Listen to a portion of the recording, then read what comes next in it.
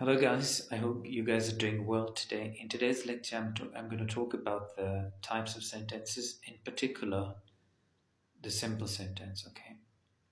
As we know that there are four different types of sentences: simple, compound, complex, and compound complex sentences.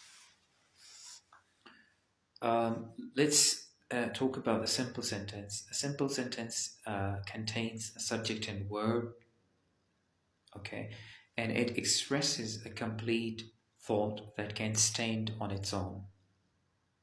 That means that it does not need any other clause for its full meaning, right? um, Simple sentences do not necessarily be short. It is possible for the simple sentences to be long, but it is still a simple sentence. For example, the baby cried for food. It's a simple sentence. But if I talk about a bit longer, for example, the professor Mapple's intelligent students completed and turned in their homework. So here there are two verbs in the sentence, and the sentence is relatively longer, but it's still considered as simple sentence. Uh, Another example is Megan and Ron ate too much and felt sick. So in this case, we have multiple subjects as well.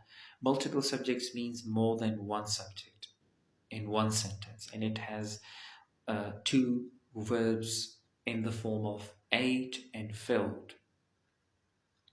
But this is also a simple sentence, even though it's a longer compared to the one that I mentioned earlier. The baby cried for food. It has only one subject and one verb.